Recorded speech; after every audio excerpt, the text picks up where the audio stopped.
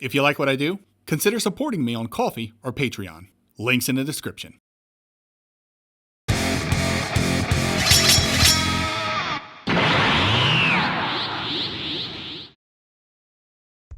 Ooh, welcome to Spooky Metroidvania Month. I'm your host, the Transylvania Guru, and I'm not gonna do this voice anymore.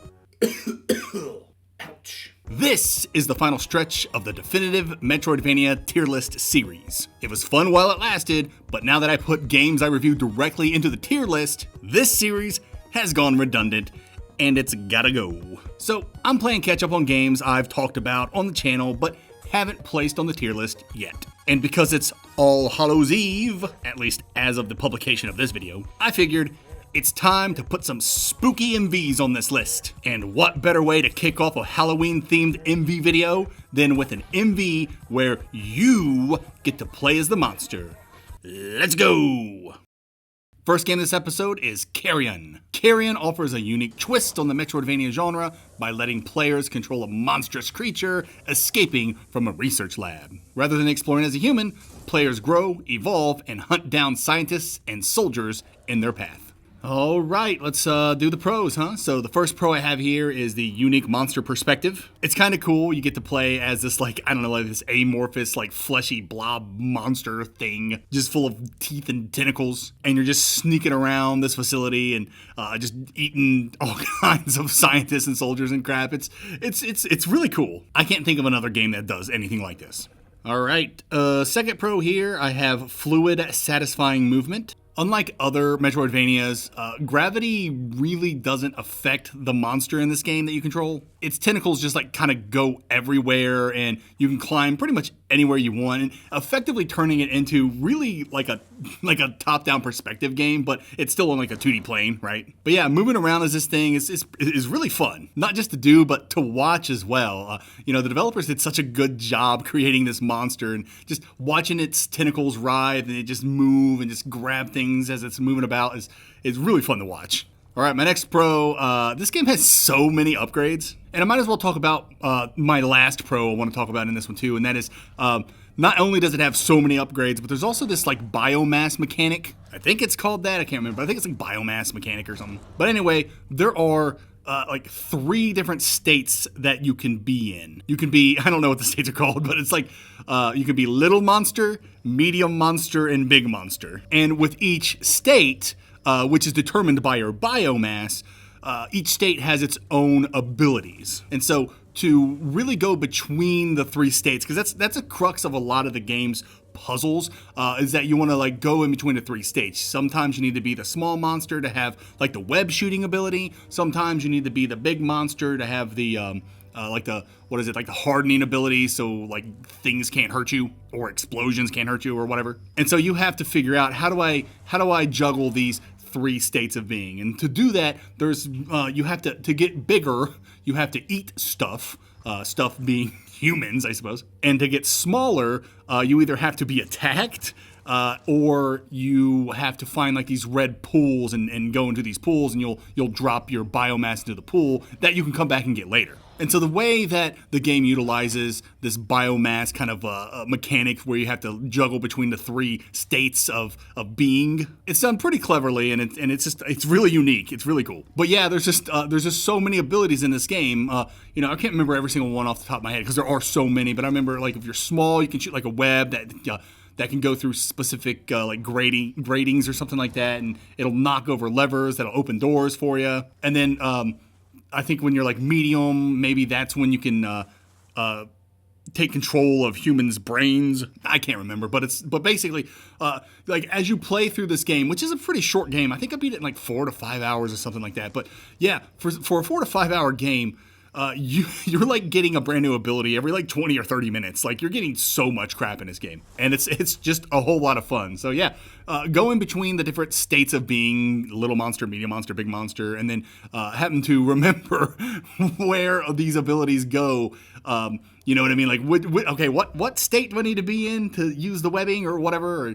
It's funny.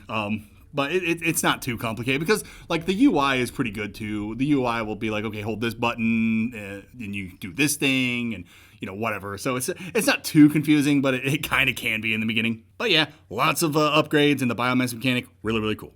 All right, moving to the cons. First one I have is a limited map and exploration depth. First off, there is no map system, and I hate that. And I guess that's really all I have to say. I hated that there was no map in this game, and it kind of brings me to, it looks like I don't really have it on the cons here, but it is a definite con.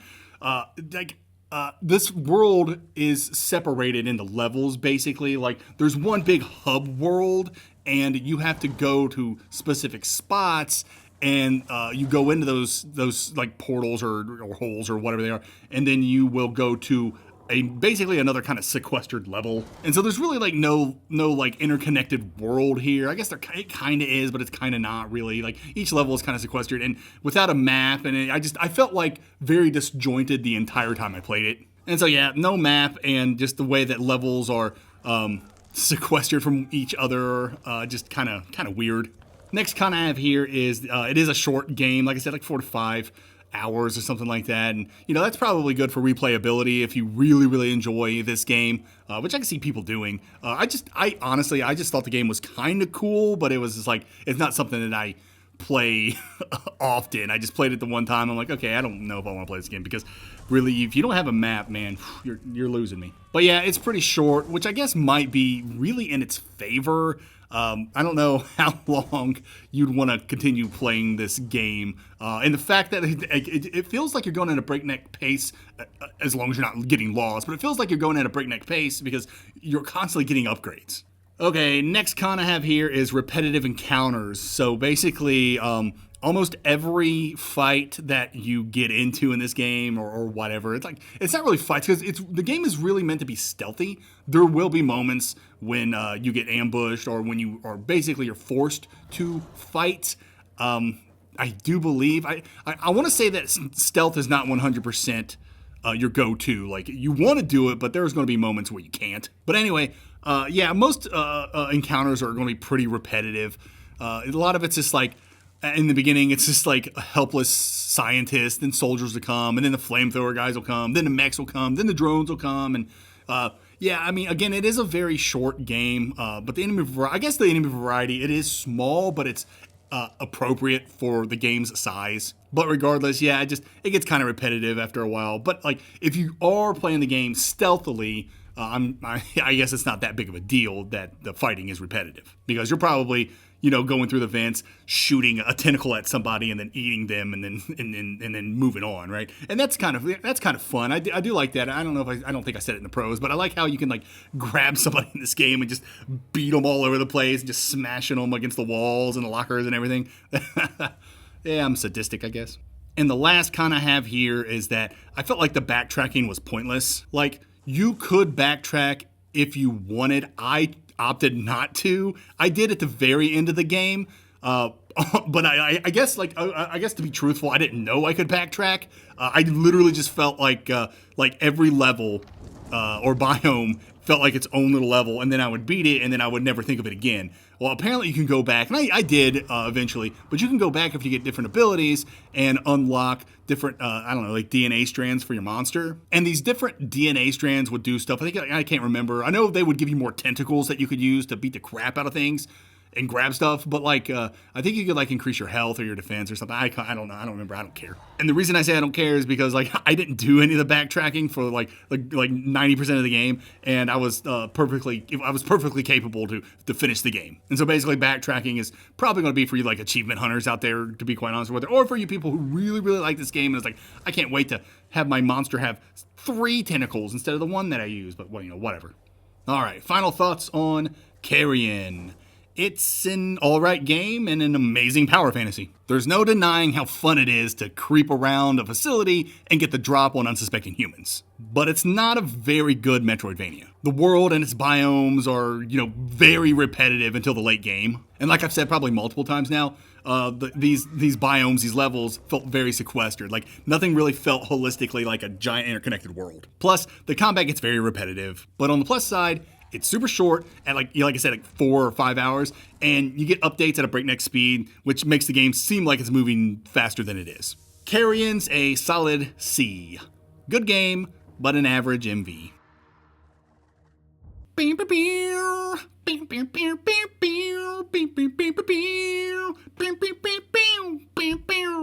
Oh, shit. Was I recording? Our next game for this episode is Castlevania 2 Simon's Quest. And I can hear all you guys out there right now screaming, that's not a real Metroidvania. And you know what?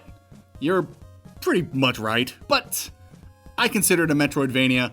I don't think there's like really any sequence breaking or anything in it. Maybe you can, I don't know. I've played the game just a few times.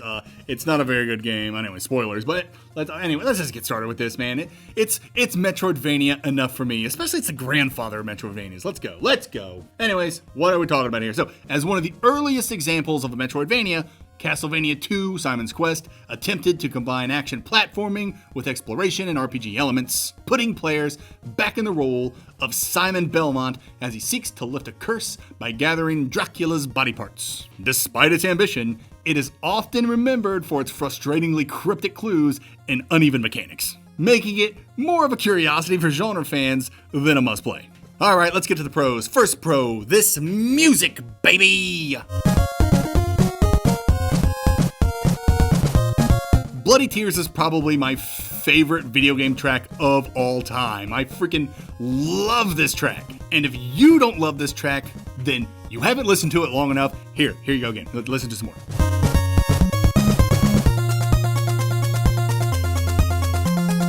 The next pro I want to talk about is the day and night cycle.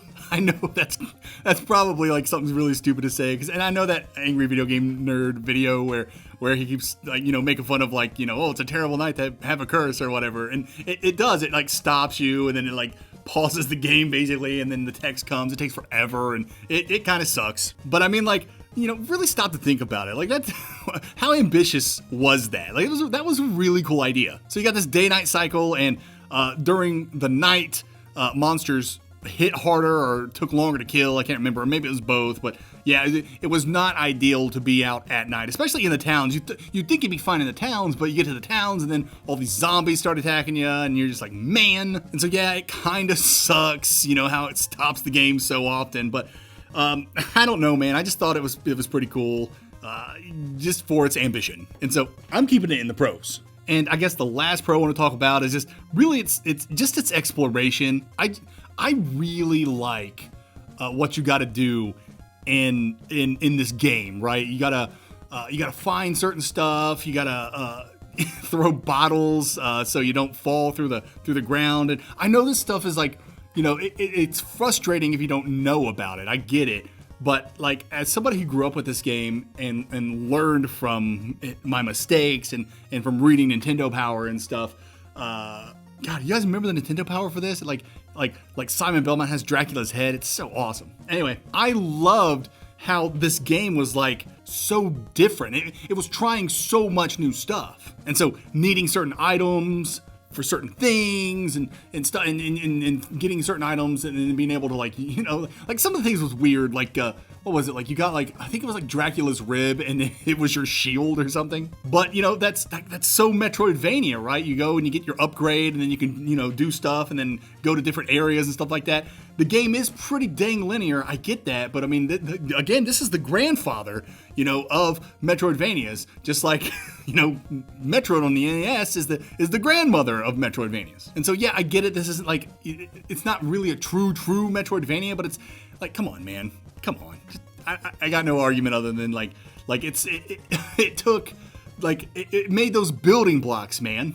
All right, let's just get on to the cons. The cons are pretty easy. Con number 1, the cryptic clues and puzzles. At this point, Simon's Quest has been memed to death on the internet for its ridiculousness. There are so many, I don't know, I guess mistranslations in this game where it's like, it was so bad that Nintendo Power actually released they had like a whole section for Simon's Quest, And in it, they try to play it off as like, oh, these villagers are tricksters. They're trying to trick you. But really, it's just the translation was just garbage. But I mean, like, kudos for trying to play it up like they're just tricksters. You know what I'm saying? But no. The translation was just butt. I'm trying to remember some of the better ones too. I think there was like something to do with like a graveyard cat or something like that. It was like a graveyard something. It was really weird. And then of course there one's like bang your head against like a cliff to find a hole or something. I can't remember all this stuff off the top of my head, but it's just like, it's so weird. Now, what's interesting is like, there's actually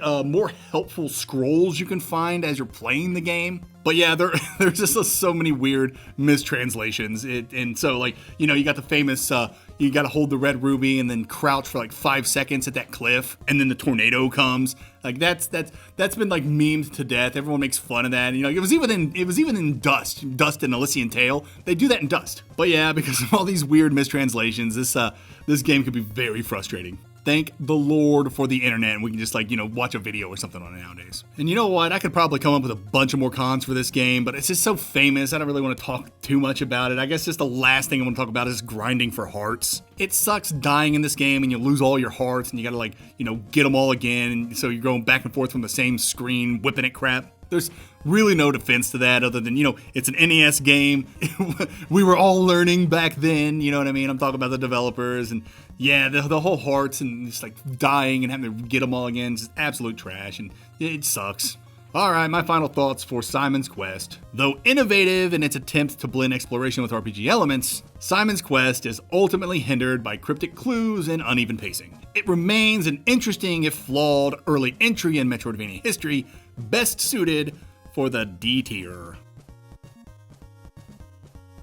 Next up is Venture to the Vile. Venture to the Vile has you playing as Vincent Deer, your normal, everyday, mask-wearing dude who gets infected by the Vile. But instead of succumbing to the affliction, Vincent instead adapts and uses his newfound powers to find his childhood friend, Ella. So yeah, we got ourselves this world. I don't know why people are wearing masks. Maybe it's something, they say something in the lore. I don't remember. I had no idea. But anyway, yeah, it's like Victorian era. It's really kind of creepy. Really good atmosphere. And this disease, the Vile, comes, I think because of rats and I think it was like the rats had it and the ships brought them over or something. I don't know. But anyways, the Vile is messing up this world, and you got to fix it.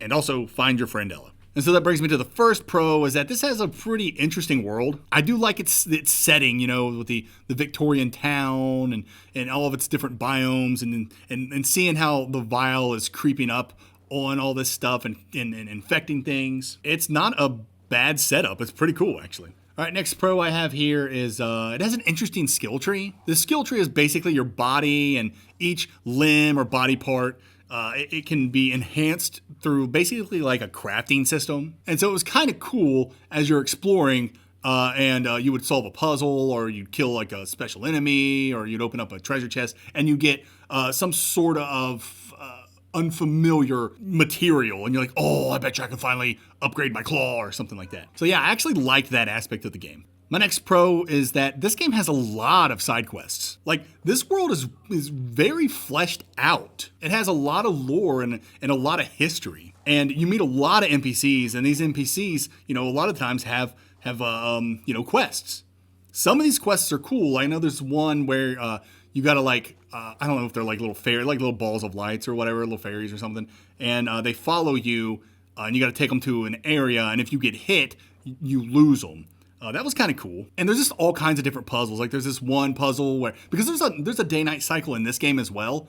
And if you visit certain places at different times of the day or night, different things will happen. So that was really cool too. And then there's this whole like mask fetching quest or something like that, in like at the docks or whatever. Anyway, yeah, there's a lot of side quests in this game. It's pretty cool. And my last pro here is the game has multiple endings, and they're all really cool. Like, each ending is very logical and relatively easy to figure out and get. There are 3 endings total. I don't want to do any spoilers on this one, but yeah, you can probably figure it out how to get each one of these endings. And like I said, they're all pretty logical, and I really like that in my endings. Like, being able to figure it out myself and it makes sense both mechanically and narratively. And so yeah, attaining these endings in Adventure to the Vile was cool, and I actually liked all the endings presented. All right, getting to the cons, we got a big one right up front.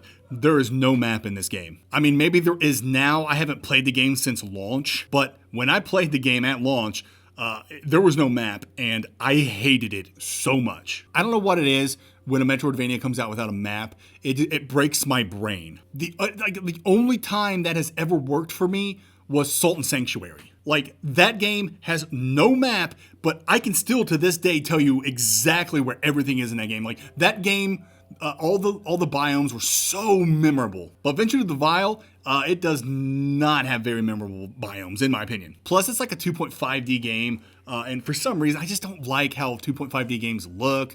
Usually the animation's off and everything. Anyway, yeah, there's no map in this game, and that's a huge deal breaker for me, man. Especially because of the next con I'm going to bring up now, is that Venture to the Vile has this kind of moving in and out of planes mechanic. Think of like, goodness, what am I thinking of? Well, I played The Throne recently. That has kind of an in and out plane mechanic. But also Risky's Revenge has that as well. So you're jumping in and out of the background. But instead, in Venture to the Vile, you're running back and forth between different spots. And there could be like 3 or 4 planes within one area. And it's kind of a cool concept, especially because it is a 2.5D game and you can see in the background really well. Because like when you do a 2.5D game right, like, you know, distance and perception is helpful, right? And I think Venture to the Vile does a good job with that. But because there was no map, dude, I couldn't remember anything in this game. Like, it felt like I was just, I'd had to circumnavigate everything going back and forth between these planes, and I was just getting lost so easy. And at some point I just like threw my hands up in the air. I was like, screw this, man. I'm just gonna finish this game and never touch it again. I might feel, you know, maybe it has a map now. Maybe I'll pop it in and see if it has a map, but it's just like, I don't know, man.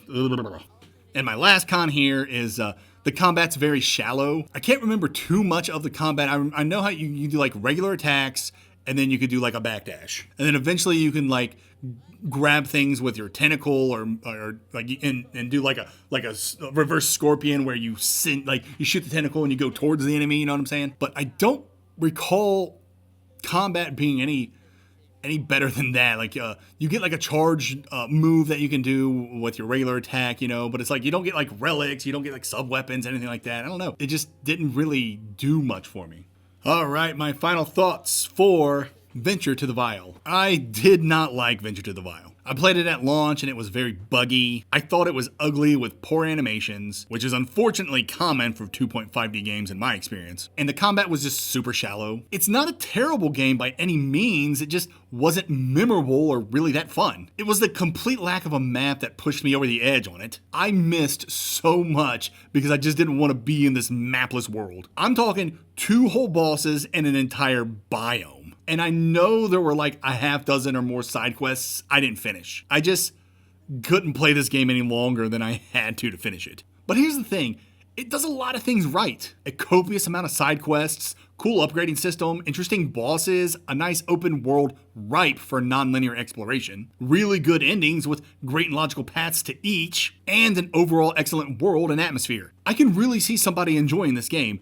It's just not for me, especially without a map. I've heard there's been some upgrades and they added more sewer points or something, which is this game's fast travel, but I haven't played it since launch, so this ranking reflects the game at launch, and that ranking is C tier.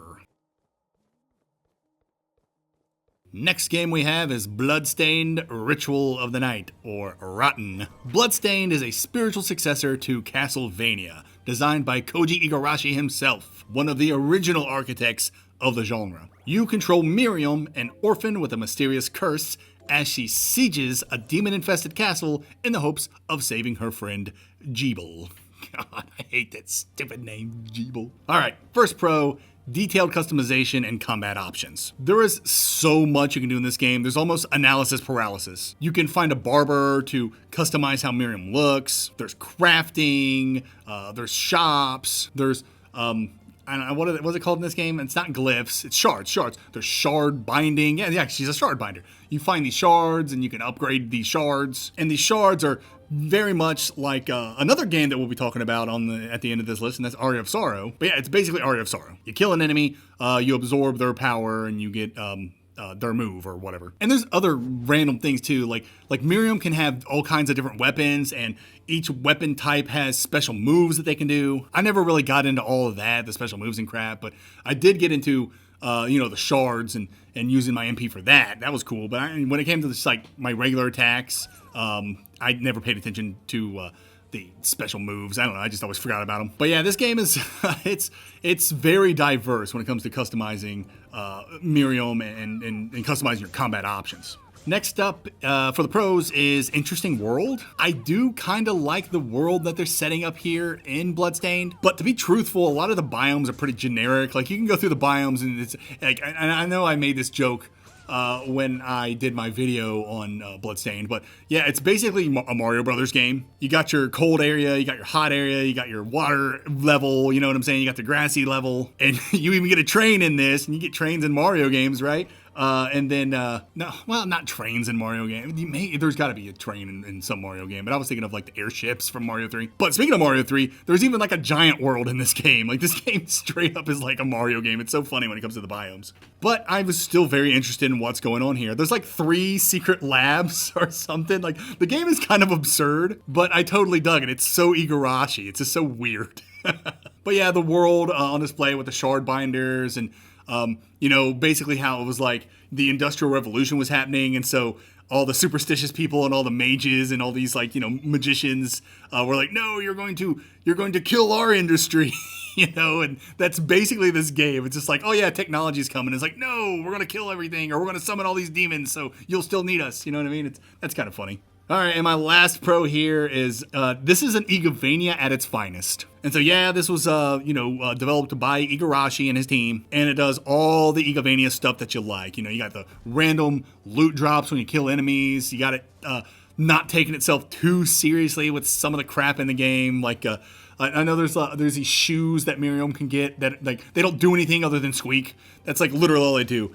Like, that's so Igarashi. That's so funny. And there's gag weapons and all kinds of just weird crap that's going to happen. You got secrets within secrets and just stuff like that. It's just Igarashi.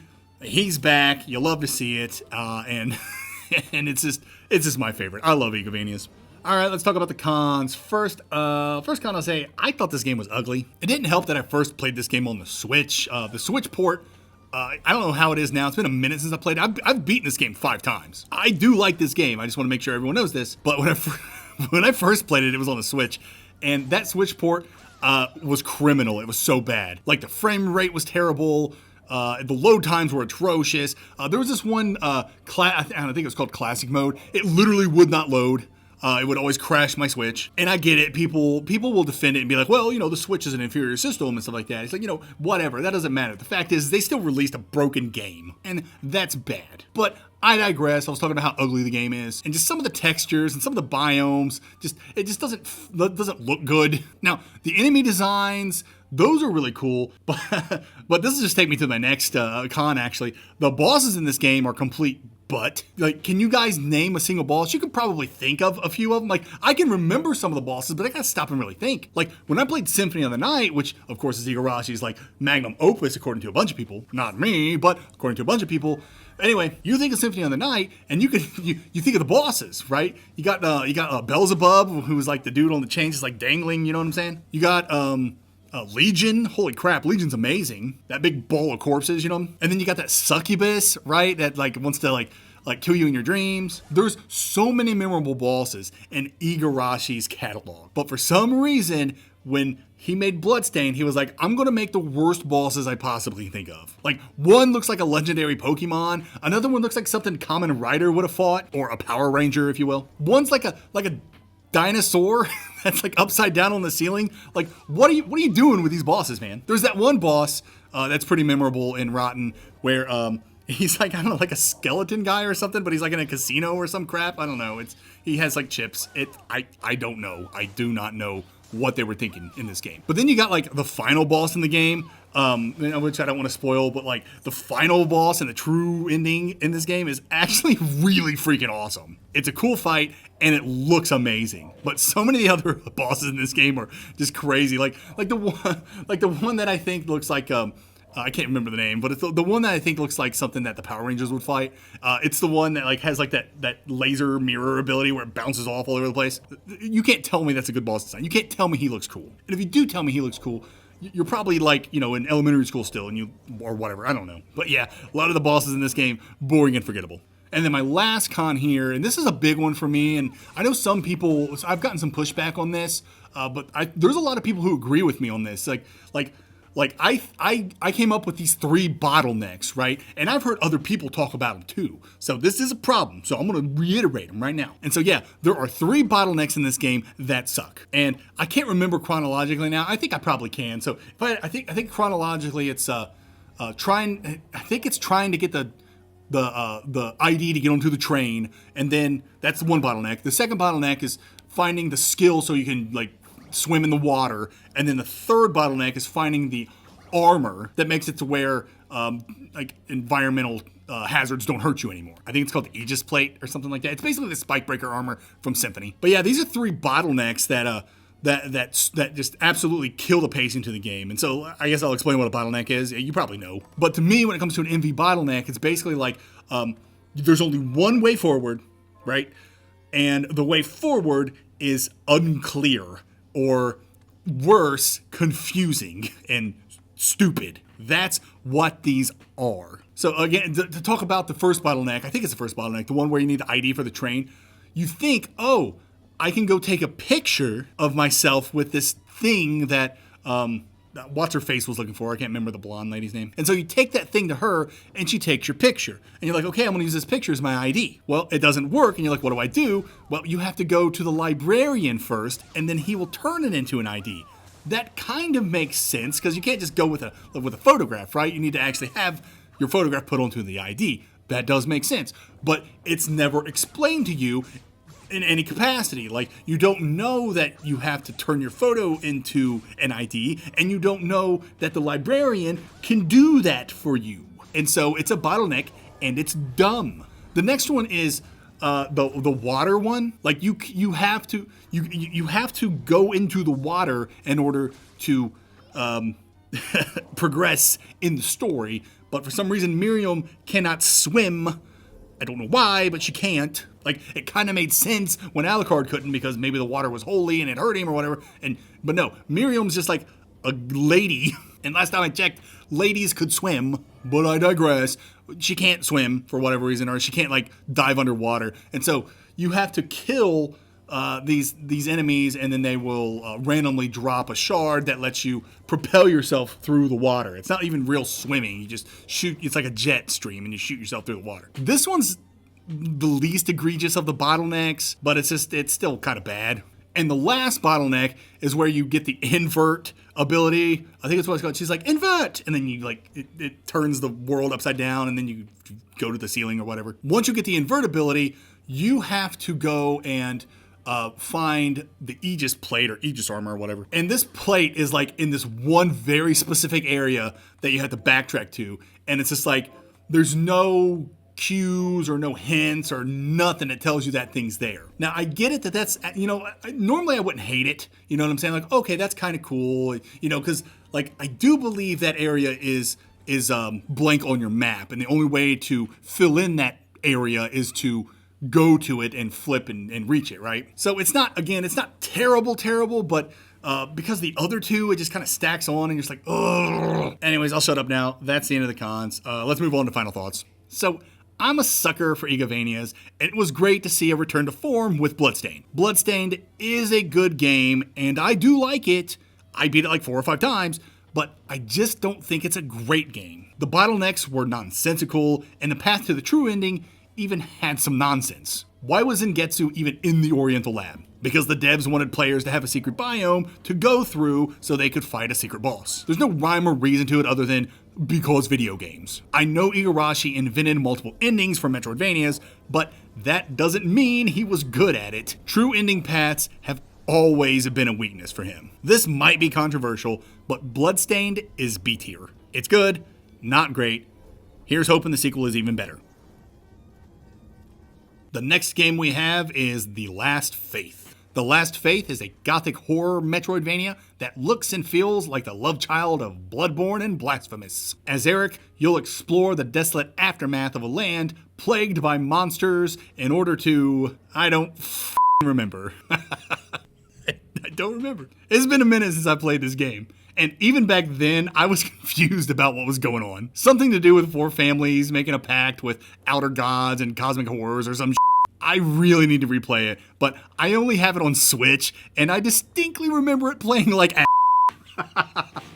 I'm sure it's better at this point. So, needless to say, I haven't played The Last Faith since launch. I know that was a really crappy intro, but I did have a lot of fun with this game, so let's just get into it. Alright, first pro I have here is impressive visual style and atmosphere. I know The Last Faith style, borrows heavily from Blasphemous, but they did a really good job. This game looks really amazing. And they created a very dark and brooding world, which again is inspired greatly by Bloodborne. But I'm not hating on any of this. I really love what they did here. Next up, I have solid combat mechanics. The combat was pretty simplistic, which is perfectly fine for me. Like I always say, simple and simplistic is not a dirty word on my channel. And so I liked jumping around and smacking things with my great sword and using my gun infrequently, but it was still fun to shoot things sometimes. And then using whatever the magic spells were called in this game. I just found it all to be very fun and engaging. And I liked the bosses in this game. I remember the one boss on the ice lake that I got to way too early, and he just kicked the crap out of me for like an hour straight, but I was just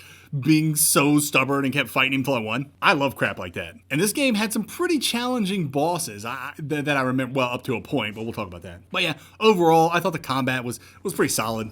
Okay, and the last pro I have here is the rich lore and interesting world. I know that sounds stupid me saying this because I was confused by the lore and I barely remember it at this point, but I remember, in the moment I was into it. It's just so full of intrigue and it's just so interesting. I remember that one lady with the arched back and the baby cradle, and you were finding like embryos for her. That was creepy and weird, man. How could you forget that? And then you find that one witch in the house, that I love that so much. You have you have this mansion that's like your hub town or your hub area, if you will, this mansion, and you unlock bits and pieces of it as you gain more abilities.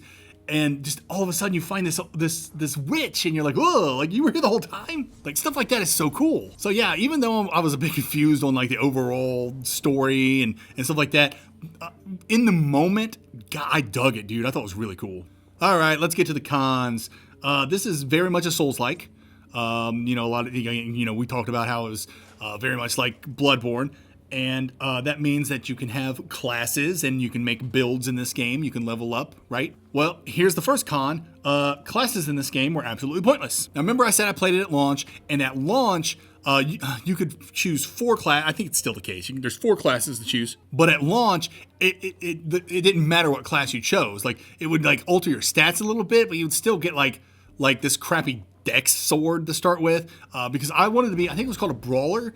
But as the brawler, which is, all about strength, they started you with a dexed weapon. And that's dumb because dex builds stink. And so eventually they patched it out. And I think it was very early patched. I had already beaten the game, but I think it was within a week they patched it to where it's okay, if you choose the brawler, now you get a strength weapon. And if you choose the magician or whatever it was, the astrologer class or whatever, you start with spells or something like that. So they eventually made that right. But at launch, it wasn't very great, and regardless, I don't think classes really matter in this game, because the only thing that you can really do is the points that you put into your levels affect what weapon you can hold and that weapon's effectiveness. So there's not like any real gear that could be chosen based off of your build. So if you're building in this game, you're building for your weapon. So I guess classes aren't 100% pointless, but they could have been more impactful.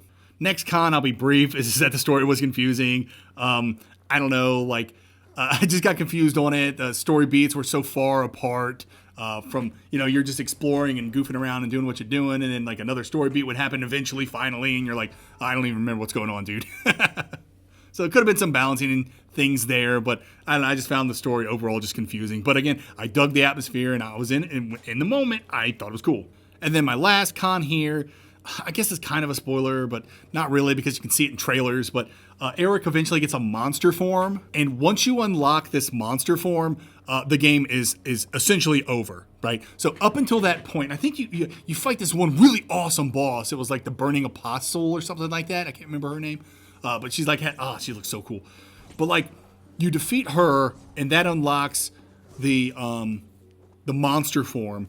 And the monster form is broken. At least it was at launch. I don't know how it is now, but at launch when I played the game, the monster form was broken. It just made the rest of the bosses absolute cake. I remember going up against a few of these bosses. They even have like this really cool gank fight in the game with like this big like electric monster and this like other girl monster who like shoots our bow or something like that. That was a pretty decent gank fight. And I remember kind of struggling against it. There was a few bosses I did struggle against. But once you unlock Eric's monster form, it's done. They all become clowns. You just absolutely trash them. And the reason is because you morph into the monster, and then every hit that you do, you heal, right? And you hit so much faster and so much harder. And so you're just like, you basically just jump on these bosses, on these enemies, and you just rip them to shreds and heal yourself. And then, as you're going through and fighting them, let's say you don't kill them when you transform. You should, but for some reason you don't kill them when you transform. Just, stick in the fight, hit them a few times until you can transform again. You know what I'm saying? So it's just like, I don't know, maybe they've balanced it out since I originally played it at launch, but man, that monster form absolutely trashes bosses, dude. Makes the game way too easy. All right, final thoughts for The Last Faith. I really liked my time with The Last Fate and really want to play it again now that I talked about it. I really dug its atmosphere and thought its exploration and biomes were really good. I am completely biased towards Soulsvanias though. I just love the leveling system and weapon scaling. I just wish the game did more with these aspects. The Last Faith is a very high B tier. Oh, a baby. Aria of Sorrow is finally going on this list. Sorry, got excited. On to our last game. It's Aria of Sorrow. Castlevania Aria of Sorrow. I gotta be official here. So in Aria, you play as Soma Cruz, a young man who finds himself in Dracula's castle after a mysterious solar eclipse. Known for its inventive tactical soul system, Aria of Sorrow is celebrated for its smooth gameplay and interesting story, marking it as a high point in Castlevania's storied history. Okay, not gonna lie to you, absolutely love Aria of Sorrow. It's so freaking good. Let's get into it. Pros: the innovative soul system. Talked about it a little bit when we were discussing, Rotten, Bloodstained Symphony of the Night. Oh, no, Bloodstained Ritual of the Night. I used to edit out these like stupid flubs, but whatever. Anyway, when I was talking about Rotten, the shard mechanic that Miriam has in that, Soma started that, right? You kill an enemy and there is a chance that you will absorb their soul, and then you can use that soul in a specific way. There's like 3 different ways. There's like bullet soul, so you can do an action or something, and then there's a passive soul, whatever. You get it. And this was like so freaking cool back in the day, dude. Like, I can't even explain to you how this blew my mind. I was like, whoa, this is so awesome. So it was great to see it return with Miriam. But let's not forget that Soma Cruz was here first, and man, was it fun to absorb these souls. And it's just like, it was always a thrill. You'd kill something and you'd be like, oh, what is this? Like, you'd kill, like, I think you can fight like Poseidon or Trident or something in the game, and it gives you like plus 15 strength or something, and you're like, oh yeah, put that on, because me and my strength builds. But yeah, that soul system, tactical soul system, love it. My next pro here is that, like, of all the Castlevania games in existence, this one actually has a great narrative. I mean, great by Castlevania standards. I guess what I'm saying is, like, this is probably the coolest story in that was ever told in the Castlevania canon. Maybe you can bring up the cartoon series if you want on Netflix, but I'm talking about games here. And even then, I would still say this is cooler than those Netflix series. Anyway, yeah. The story, it's not going to blow your mind, but it is really, really cool, the premise to it. I don't want to give anything away, even though it's probably silly because this game is like 20 years old at this point. good lord, I think I'm about 20 years old. But yeah, it's really cool, and it's delivered in the stupid corny way that a lot of Metroidvania, Castlevanias at least, would do it, where it's like people just talk in the hallways. But the revelations in this game, there's like 2 really big revelations in this game, maybe even 3, where he's like, what do you do? This is so cool. And so yeah, Aria of Sorrow, just what a great narrative. What a great narrative. My next pro is exceptional gameplay and music. I don't want to dive too deeply into this because I talked about the tactical soul system, but I mean, this is an EVER. You are running around, you're getting random loot drops, you're leveling up, you're getting souls, you're buying stuff at the shops. What's his name? Hammer? Yeah, you're buying stuff from Hammer. You can get hints from from your lady friend. I can't remember her name off the top of my head. But yeah, this is an EVER, so you know the gameplay is tight and it's fun to do. And of course, the music is phenomenal. And then my last pro here is going to contradict something I said when I was talking about in Bloodstained. But I said something in Bloodstained, which probably might heat some people up, but I'm staying behind it. I said Igarashi created the multiple endings in Metroidvanias, but it doesn't mean that he was good at it. And I stick by that statement. But this is the exception. Aria of Sorrow, they nailed it. Getting the true ending in this game is fun. It is clever, and it makes sense. And it comes with that amazing revelation. Like, there's so much to the path to the true ending, and all the different secret biomes and stuff that you got to go through, and the secret skills to use to get to other areas. It is a blast, man. Like, Igarashi and the team, they nailed it. Like, and think about it just for a second. Like, how spoiled were we when Igarashi was with Konami, and we would get a freaking EVER, a new Castlevania style Metroidvania, right? Every year. We used to get these things every year, man. Like, it was crazy. Anyway, yeah, Igarashi and the team, I know I said they don't do true endings very well, but they killed it on this one. The true ending, the hidden ending, the multiple ending, absolutely nailed it. And I want to say, if we're sticking with Igarashi, I thought Rotten's, yeah, I talked about that already. I didn't really like Rotten's too much, but like, what else? Dawn of Sorrow is okay. Yeah, I like Dawn of Sorrows is pretty good. I thought Portrait of Ruins was really awesome, and I don't remember Order of Ecclesias off the top of my head. Sorry, my brain's broken. But I can still confidently say that Aria of Sorrow, because it stuck with me so well, this ending, all these revelations, the path to the true ending, the best from the entire Castlevania series. All right, let's talk about some cons. Why don't we? First is this game is pretty short. Can't remember how short off the top of my head, like 5-6 hours, something like that. But yeah, it's a pretty short game, which is definitely not something you want to see in a game that you're having so much fun playing. Like, it's cool when the game is short, when it's something like Carrion, right? The first game I talked about in this episode. Because that game gets really old really quick, in my opinion. But not Aria of Sorrow. You want this to keep going and going and going. In fact, matter of fact, the next game they made was a sequel to this. Dawn of Sorrow. So people dug this game, man. They wanted more of Soma and his story, because his story was so good. But yeah, the short length in this game, definitely something you don't want to see. But like I said, they were cranking these things out year over year, man. All right, anyway, next con. There was an occasional difficulty spike.